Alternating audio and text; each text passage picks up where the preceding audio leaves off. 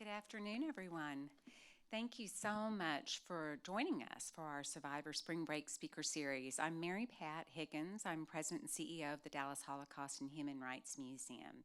And it's just a delight to see so many of you here today to hear Bert's testimony. Today, you will hear Bert Romberg. Hopefully you saw his dashing picture outside.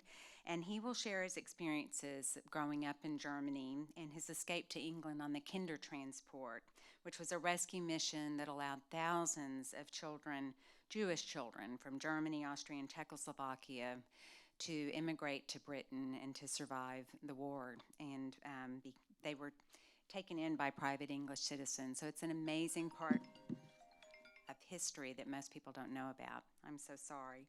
I know a few of you were here earlier this week to hear Bert's sister, and if you are visiting the museum and touring after this, in the Nazi Germany gallery, you'll see a picture of Bert and Magie when they were young, when you read about the Kindertransport. Before we begin, I'd like to thank our community partners for the Spring Break Speaker Series: Big Brothers Big Sisters Lone Star, Congregation Tiferet Israel, Girl Scouts of Northeast Texas, Human Rights Campaign Dallas Fort Worth, Jewish Family Services of Greater Dallas, Legacy Senior Communities, Temple Shalom, and the Texas Holocaust, Genocide, and Anti-Semitism Advisory Commission. We're so grateful for their support. And I'd like to welcome the volunteers who are in the audience and members. Thank you so much for all you do to support us. And if any of you are online, thank you for joining us today. It's really exciting to be able to do this both in person and virtually. So in just a moment, Bert will share his story. And while he's speaking, if you think of questions and answers, you can write your question on a note card and hold it up, and our staff will come by and pick it up afterwards, and we'll do our best to answer as many questions as possible. And if you're participating online, put your question in chat on Zoom, and we'll get to those as well. So without further ado, it is my honor to introduce you to Mr. Bert Romberg.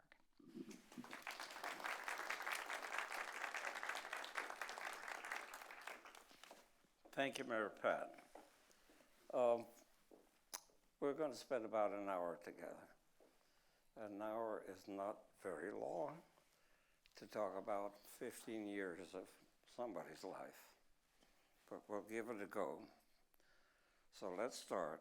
You'll see here a map of our family's travels from the little place where we were born, my sister and I, till in a town called Astheim.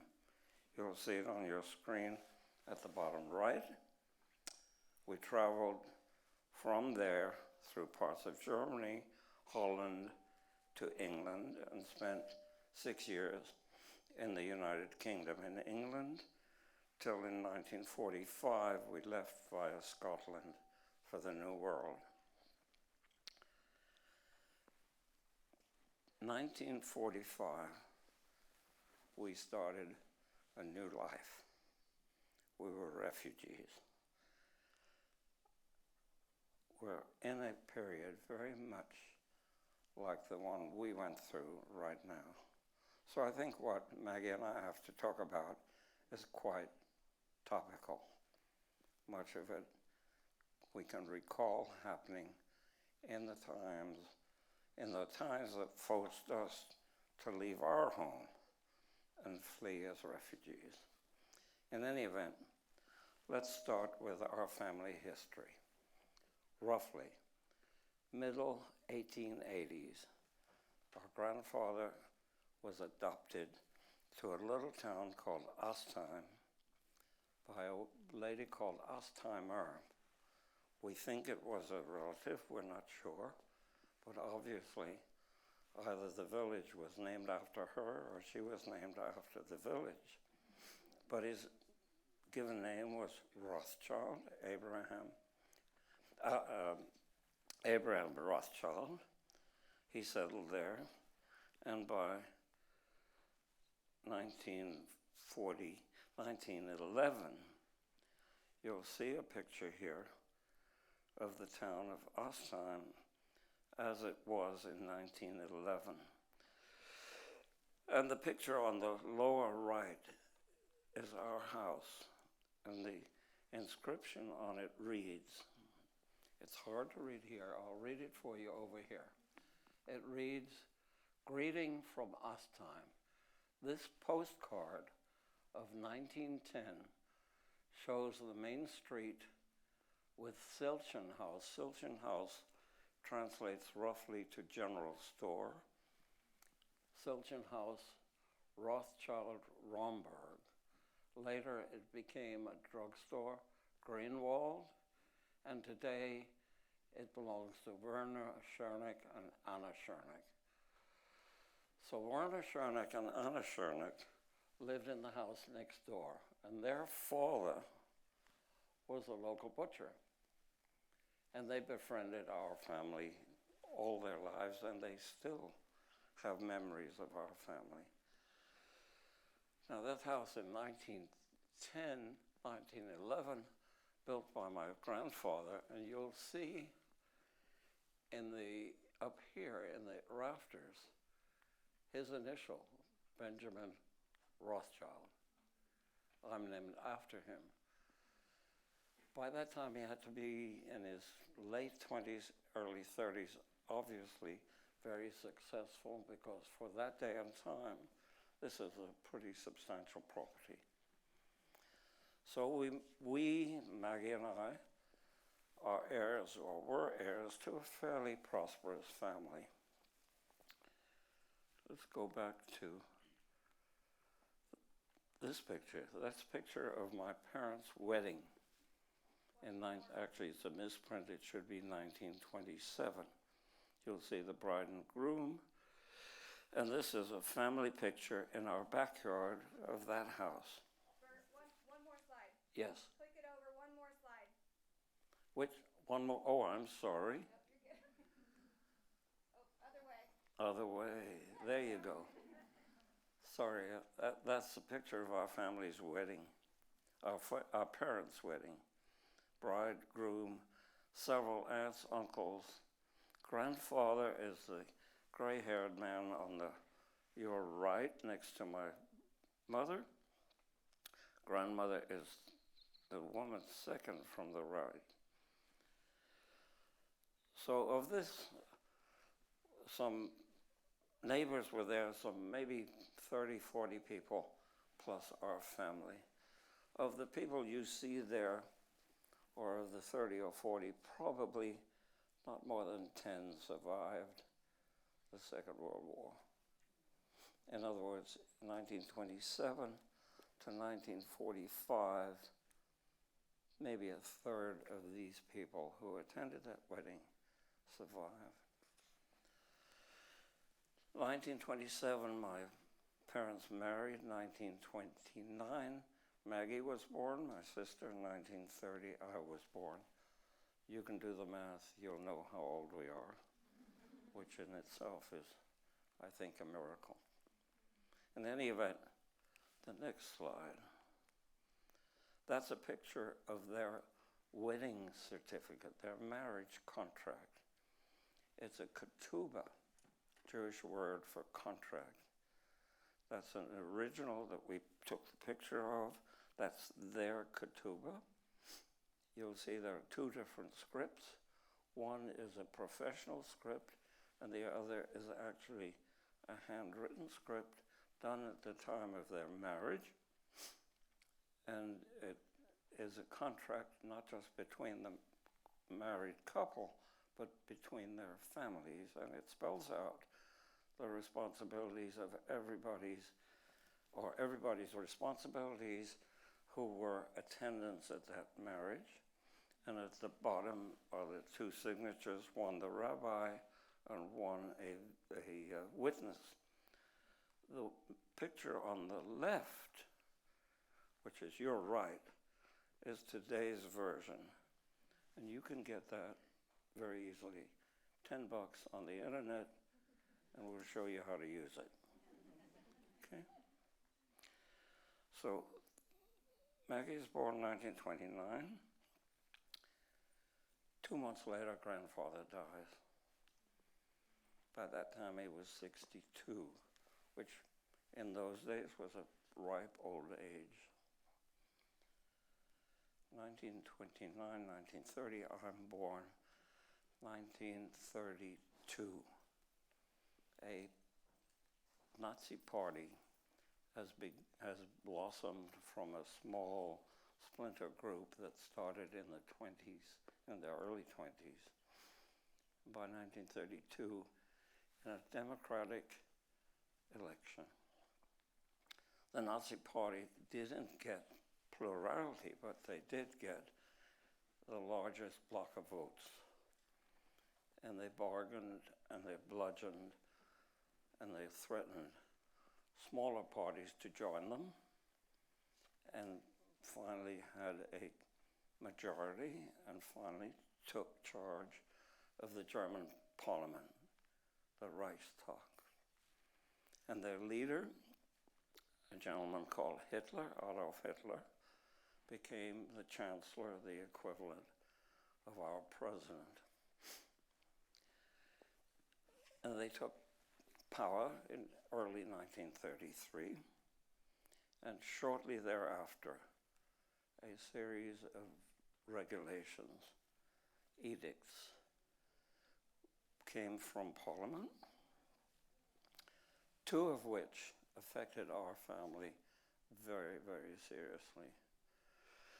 The first one is a little difficult to translate, but in effect, it says, "You good German citizens have enemies among you, and those enemies are your Jewish neighbors. And we want you not to fraternize with Jews. We hope you don't have to do business with them. If you have to, pay them as little as possible. And if you can get away with it, don't pay them at all. And if you owe money, don't pay them. And we, the German government, which is now the Nazi Party, will see to it that nobody, no judge, no jury, no policeman, no prosecutor will take a Jew's side against you." So right there, early in 1933, the German Jewish citizens lost most of their civil rights. And then the other regulation, which is much simpler, just says no Jewish child will attend a public school. That was when Maggie was 3 and I was 2. And then the next rather serious incident, my father died, 1934. I was not quite 4, Maggie was 5. And my mother is stuck with these severe restrictions on how she could conduct the responsibilities of the family, because although she had 3 siblings, she was the only one left in Astheim. The other 3 were married and moved to some other locations or to chase a career. So here she is in this small town, village, where we and one other family were the only Jewish people, with responsibility for trying to maintain a business where she couldn't collect her debts, to take care of her mother, widowed since 1929, and now she's widowed with 2 little snot-nosed kids. So she tried and she tried, but in this governance that the Nazis quickly installed into German society at almost every level, in almost every town, city, village, they put in local capos, local captains, and one such was a radical Nazi who really dominated both the politics and the social life of this little town. And my mother had serious trouble with him, and he was determined to drive us out. So by 1935, she realized she couldn't support us anymore. The business wasn't viable anymore. And she managed to sell our property to the neighbors next door, to the Schernicks. And she moved to Eschwege, which is the next city up in the right side of your picture, about 60 miles north of Astheim, 100 kilometers, where her next older sister was living, had married and moved and was raising her family. And she went there because Eschwege was a larger community and had enough Jewish population to start their own school. And it at least gave her some idea of how she would start her children's education, Maggie and mine. And also she thought, because it was a larger, more cosmopolitan community, that the racist propaganda and the Nazi Party's influence wouldn't be that severe and that anti-Jewish or anti-Semitic. And for a little while, she was quite right. A little while. Part of 1935, part of 1936.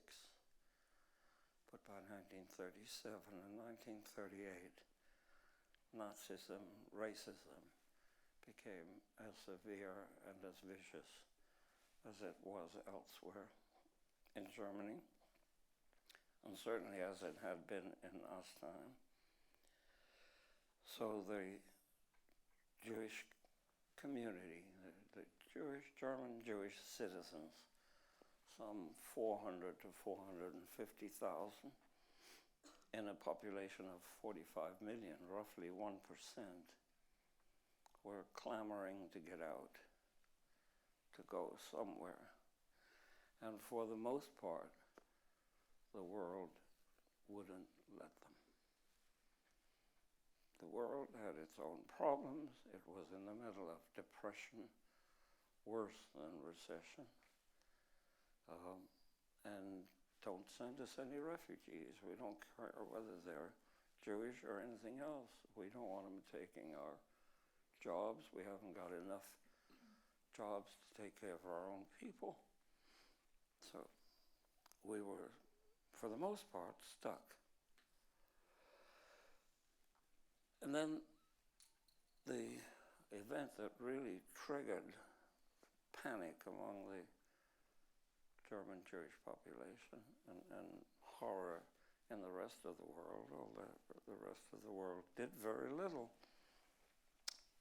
At the end of November 1938, a very serious event took place, orchestrated by the national government, by the Nazi Party, in every city, town, village, community in Germany, a program of pillage, theft, vandalizing Jewish property. And it's called Kristallnacht. Kristall is German is full of words that are phrases of combinations of words. Kristall, as crystal, it signifies glass. It signifies broken glass. And Nacht is night, so it's the night of the broken glass, Kristallnacht. And during that night, and the next night, 36 hours of terrorizing the Jewish population, orchestrated by the government, supervised by the police forces. The worst part was that Jewish men 18 years and older were abducted and taken to the first of the concentration camps. And the world heard names for the first time, like Dachau, Buchenwald, Groß-Rosen. Beautiful names. Groß-Rosen means large roses. Buchenwald means forest of the beeches. Beeches meaning beech trees. But these were places where people were taken, certainly brutalized, many killed. And here we were, no place to go. But in England, there was a small religious sect called the Quakers. Quakers had sent a small delegation over to Germany because what they were seeing in their newspapers and hearing on their radio about German or Nazism, they wanted to verify it, and these people, maybe 5 or 6 people, came back and told their congregations, it's worse than you're seeing in your newspapers. And there is no future for Jewish people in Germany, and we should do something. So what did they do? They got together with some Jewish relief organizations, and they petitioned Parliament, the English government, to let refugees come from Jewish refugees, and Parliament said, no. Parliament said, you can't let these people in. We're in a government which is voted in by labor, trade unions. And if those of you who have caught up with European history, the British were the first of the great trade union nations. And Parliament was rightly afraid that if they do let refugees in, next election, they'll be out of office. But the Quakers persisted, and after some weeks of bargaining, came out with the following deal. Parliament said, okay, you can bring in kids, 15 years and younger, because they're not going to take our jobs. But any child that comes to England under your auspices, you will guarantee that that child is housed, is fed, is educated at no cost to the British Treasury. And the Quakers said, okay, we'll take that deal. It's the best deal we can get. And because they had been in these negotiations for some time, realizing they would come out with some kind of a deal, they had prepared to bring children out of Nazi-controlled territory. And they stationed trains in 4 cities: Berlin, the capital of Germany; Frankfurt, the number 2 city in Germany; Vienna, capital of Austria; and the capital of Czechoslovakia, Prague, where there were large Jewish populations. Austria had its own Nazi party and had been annexed to Germany, and their Nazi party was even more anti-Semitic, more vicious than the Germans. And in Vienna or in Czechoslovakia, parts of it were already taken over by Germans, and Germany was threatening to annex the rest. So these trains were named Kindertransport. Kindertransport is another one of these combined phrases. Kind is the German word for child. Kinder is its plural. Transport is the word you already know. It's motion, it's movement, it's shipment. So it's the transport or the shipment of children. And between the end of 1938 and the middle of 1939, some 10,000 Jewish kids from these 4 locations were shipped to England, to Great Britain. Now 10,000 is a lot of kids, but think about it. In the next 6 years, 6 million Jews died. 1.5 million of them were children, 15 years and younger. So while Maggie and I were 2 of the 10,000 children, those of you who are in school and can do fractions, if you would put 1, or if you would put 10,000 in the numerator and 1.5 million in the denominator, and you reduce that fraction, can anybody do that very quickly? Not so good. Okay, I'll do it for you. There are school kids that will jump up and put their hands up. They have the answer. You don't. The answer is 1 in 150.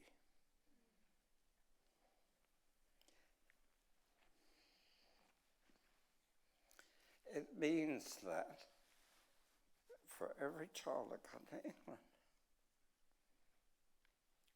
150 didn't survive. Okay? So I'm telling you 2 of the good stories. Okay. So here, let's continue. Picture on your right, or picture up above, shows Maggie and I, probably in England, but the pictures down below, where I'm probably 3.5 and she's 4.5 or 5. And then this picture in Eschwege, where I am probably 5.5 and 6 and she's 7. And that's our mother. And that building behind is a apartment house where we have a place. And you'll see this little guy with his hair is combed maybe for the first time in a long time. And he's got a cravat. He's got a clean shirt.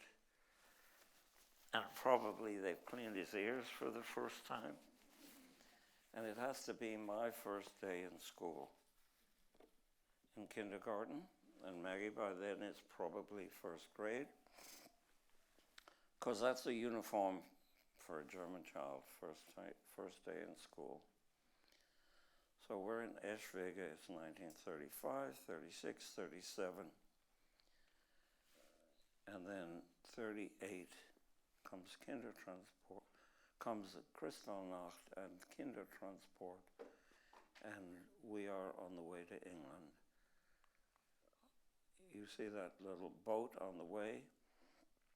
It goes from Holland on a ferry to Harwich, the port that is the British, the ferry terminal for London.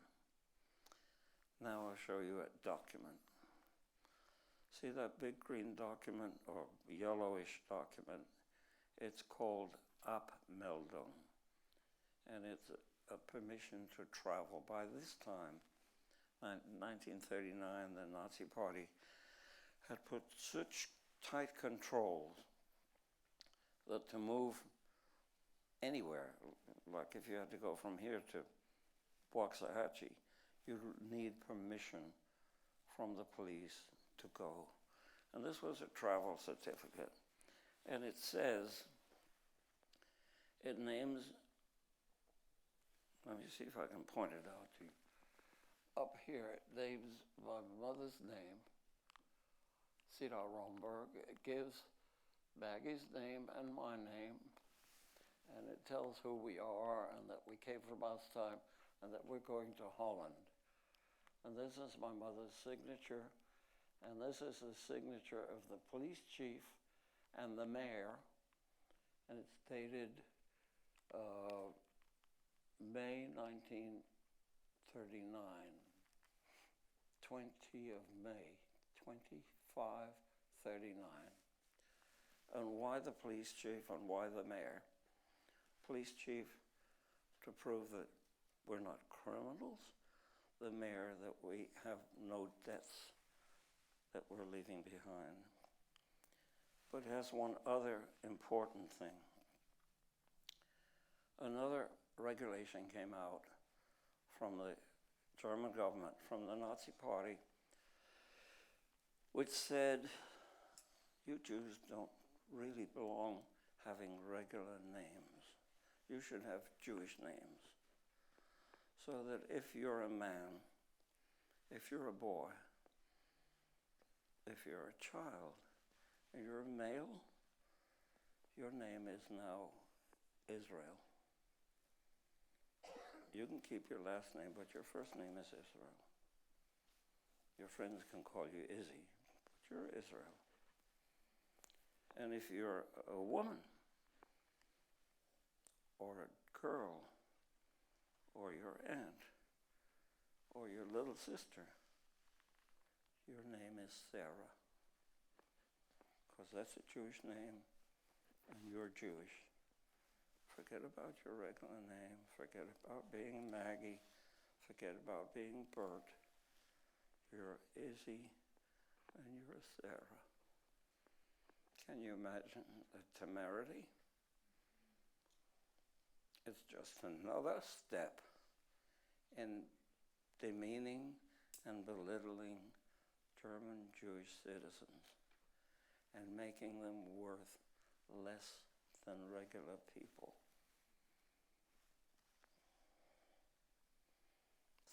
Sensitizing or insensitizing the German Jewish population against Jews. And eventually it got much worse. They made us have tattoos, and the tattoos were numbers. When they no longer even had those names, they were numbers. And when you're only a number, you're a piece, like a log of wood. It's easy to kill you. Okay. That's where it starts. That's where it started. But we got to England. Okay? In England, because the Quakers had to see to feeding, housing, clothing, educating these kids, they had to look for families to keep them. And they sent Maggie and I to a town called Coventry. You'll see in the map, it's in center England. It's actually what's called the Midlands.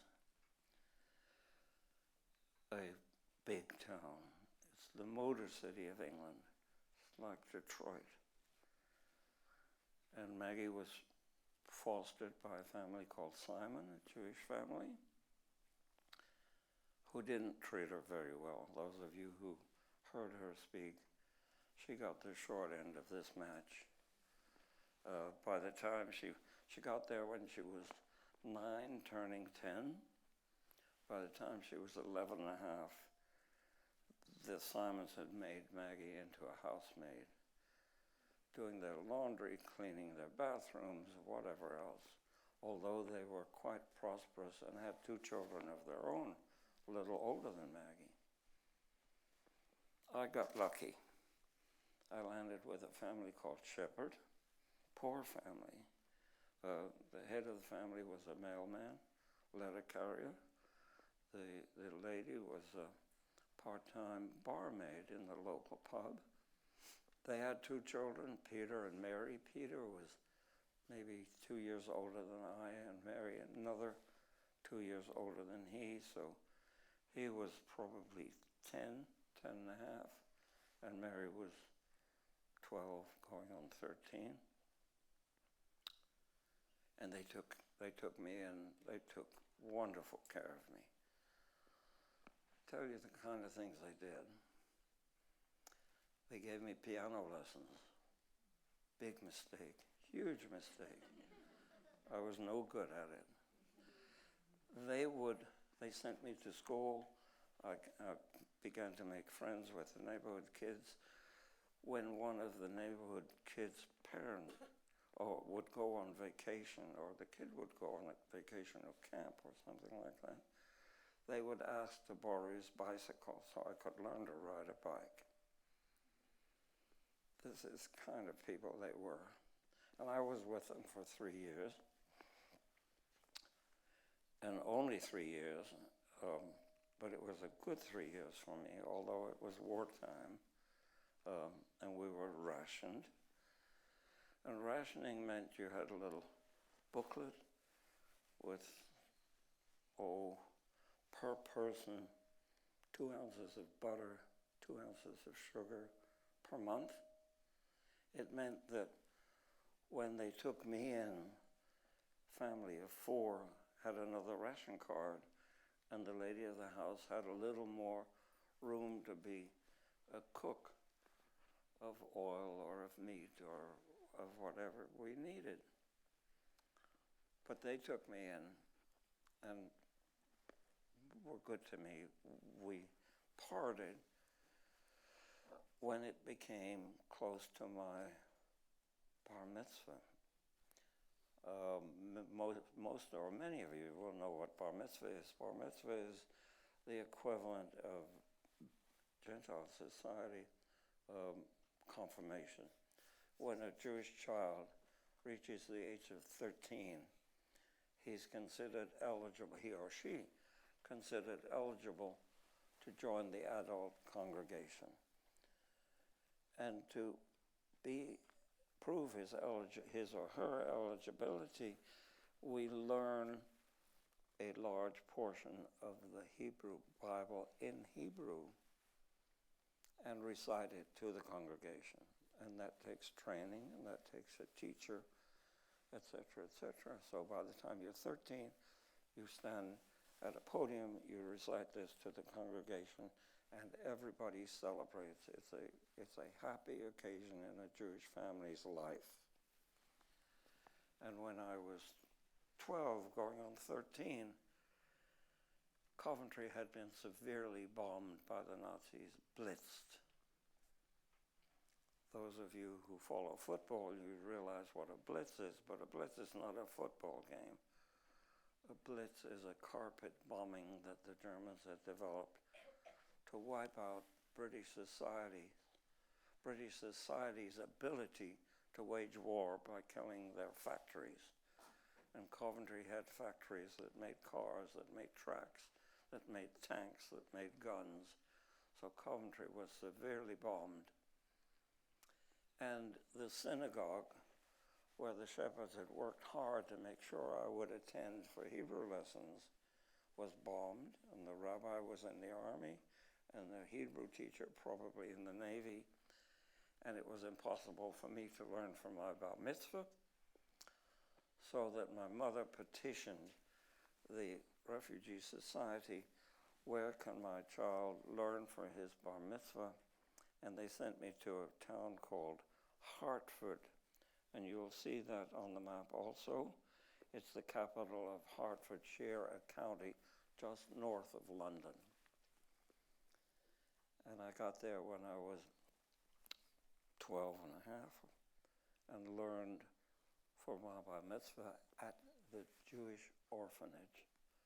The Jewish orphanage, a prestigious small orphanage, evacuated from London to get their kids out of the Blitz.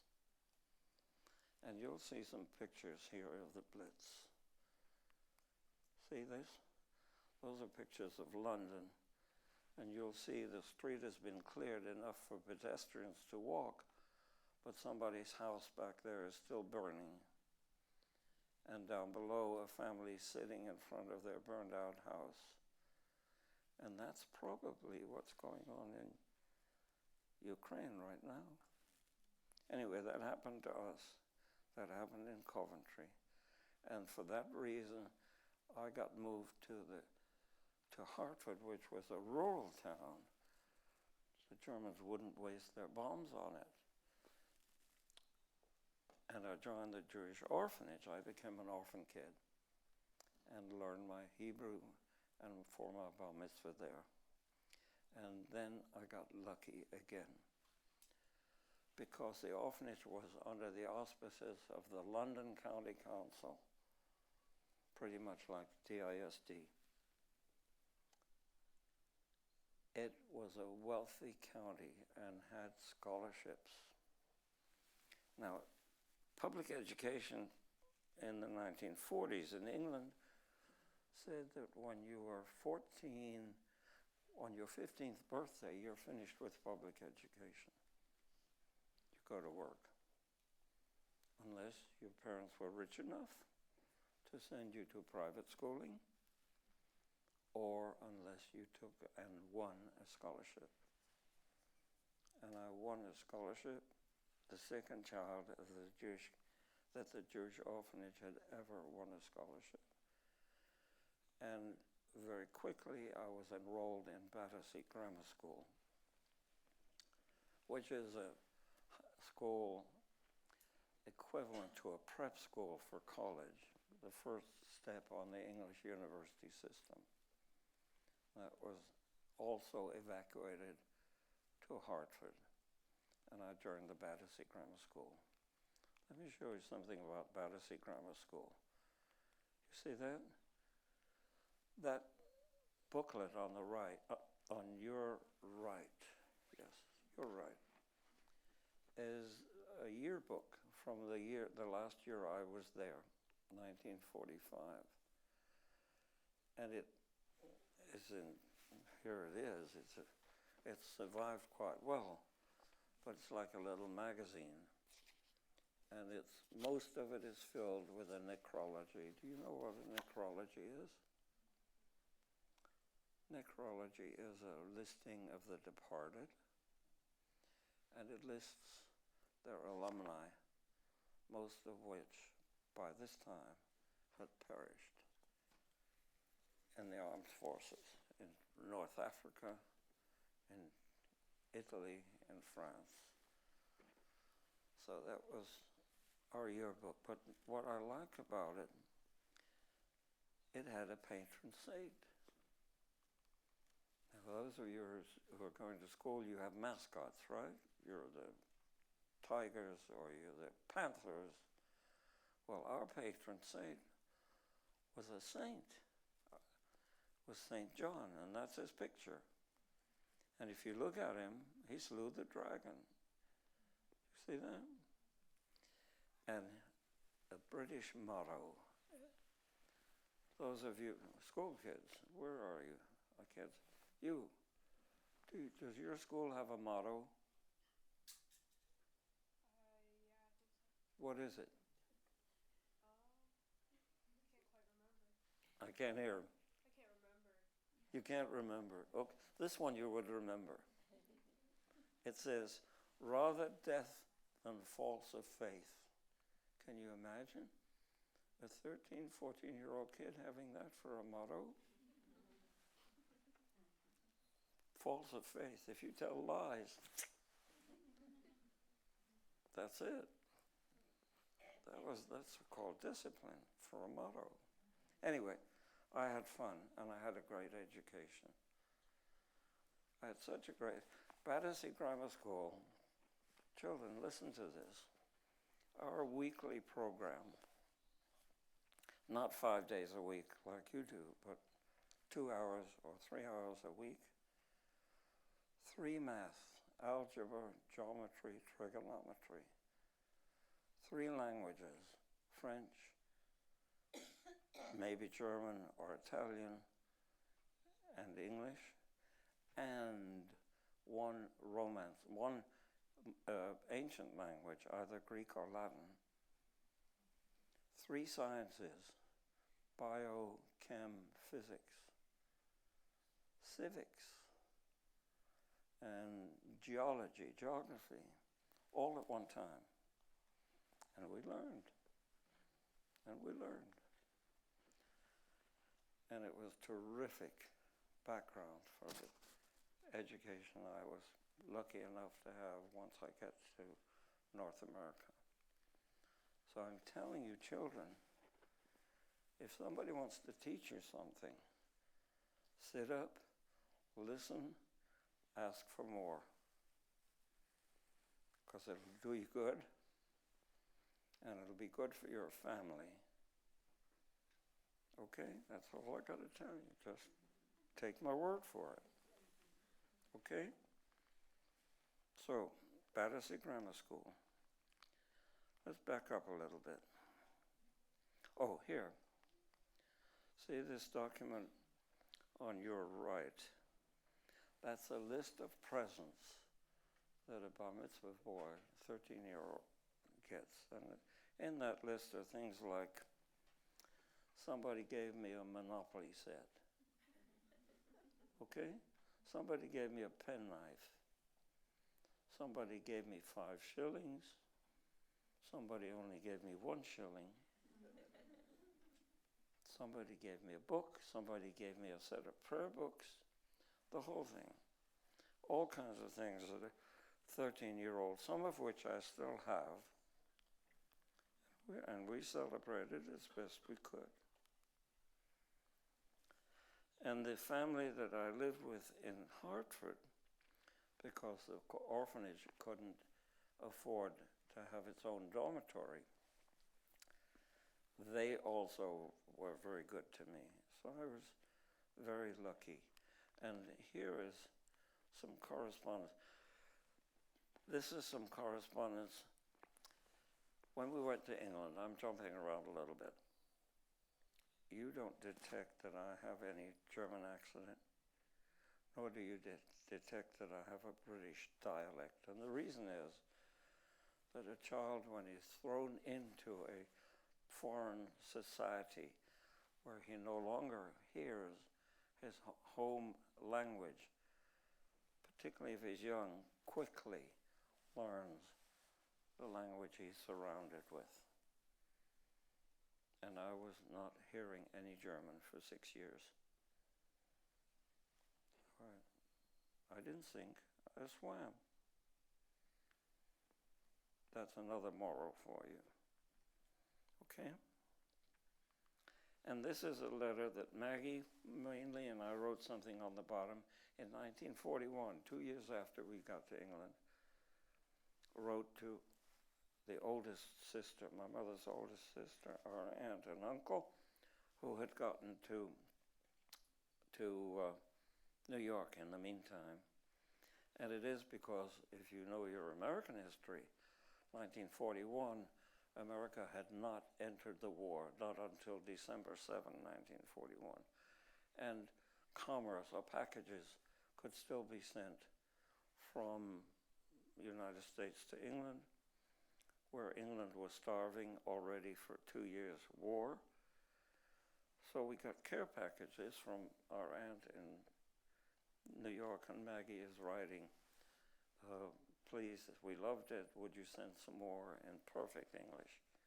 Better than she writes now. Okay. And 1942, a very sorry document. The British Red Cross, realizing that they had all these refugees,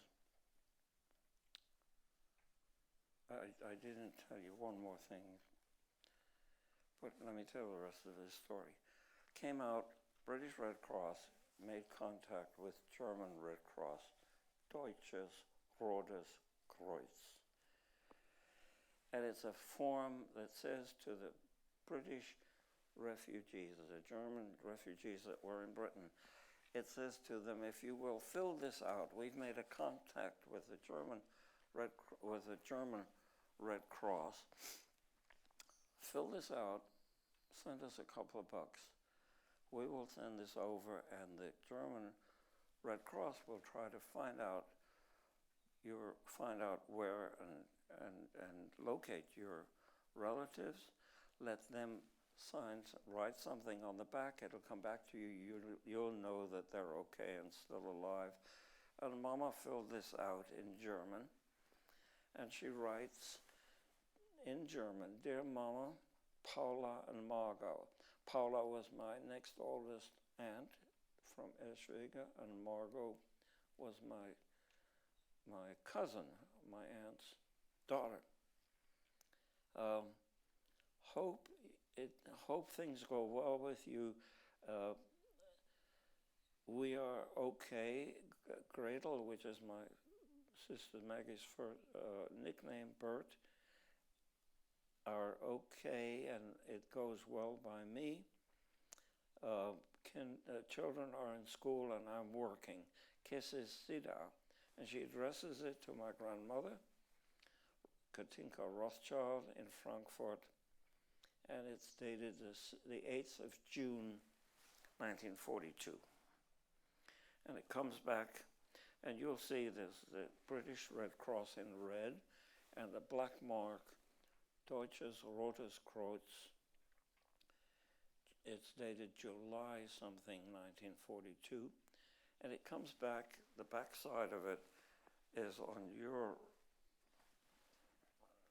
right,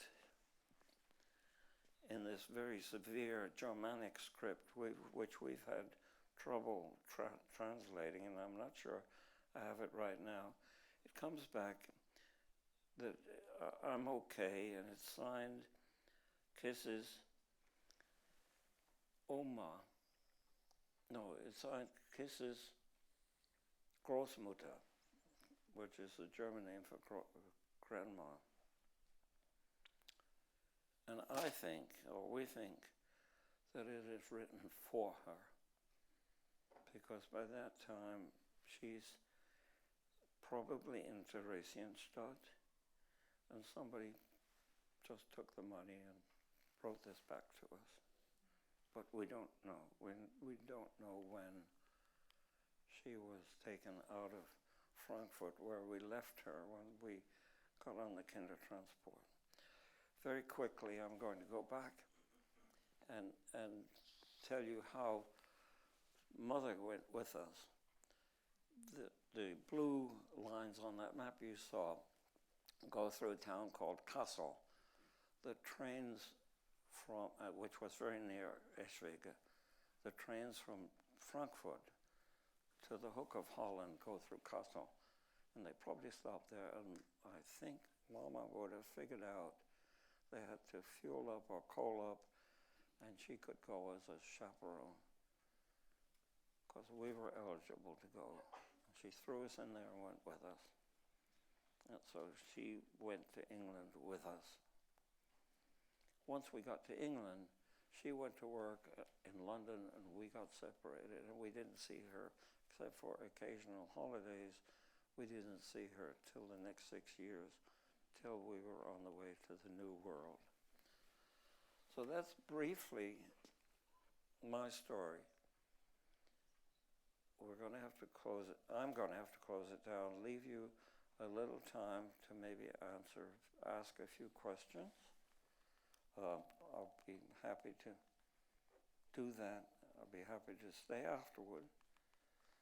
But thank you for listening.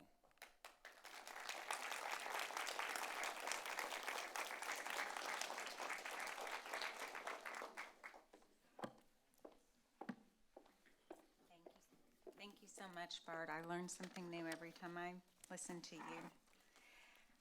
I have one thing I want to tell you. Yes, sir. We're refugees. This is a time of refugees. In working up this speech some time ago, I spoke to my rabbi. I said, Rabbi, the Bible must have a jillion references to how you treat a visitor or a stranger. He said, come to my office. So we went to his office, he got on his computer, and he found 34 references how you treat a stranger. Wow. And I'm going to read you the one I like the most. Stay with me. It says, when a stranger resides with you in your land, you shall not wrong him. The stranger who resides with you shall be to you as one of your citizens. You shall love him as yourself, for you were strangers in the land of Egypt. Leviticus chapter 19, verses 33, 34. Thank you.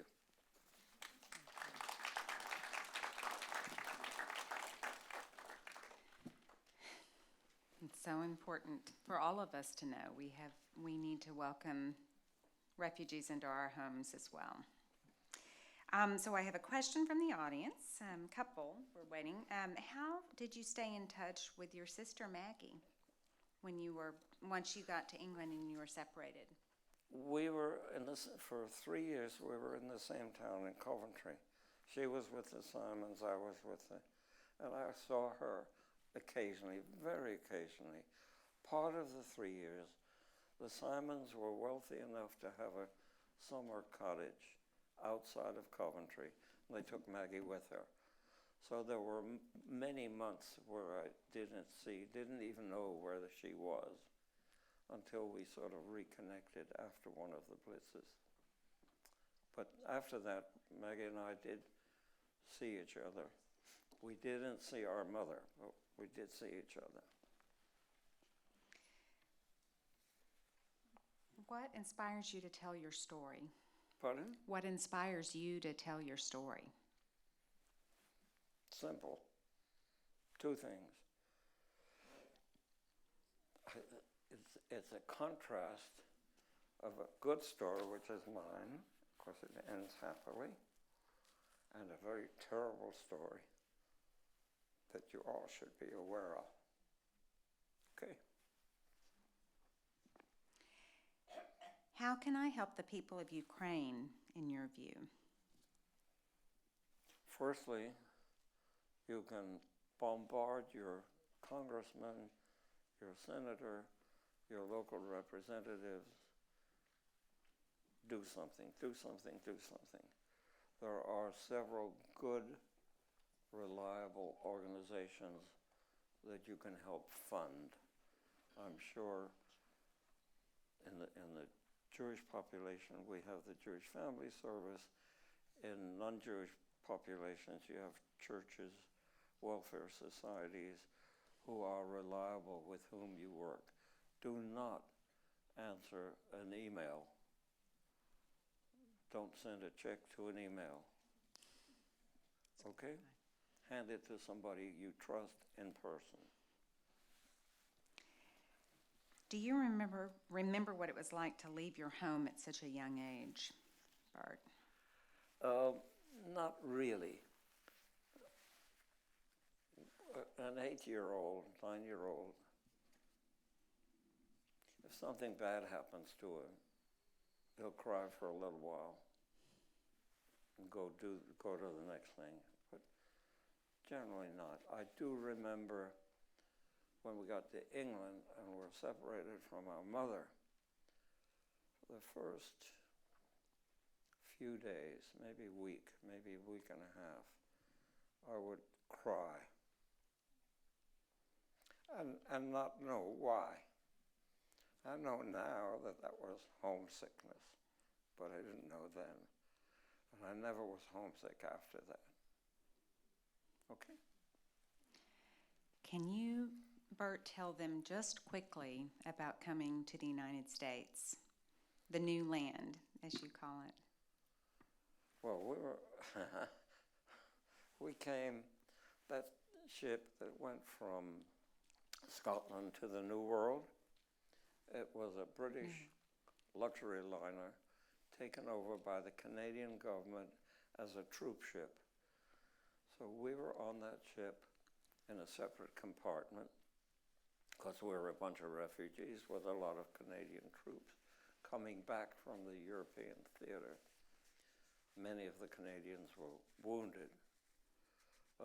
And we landed in Halifax in far eastern Canada, which was sort of like the Ellis Island of Canada.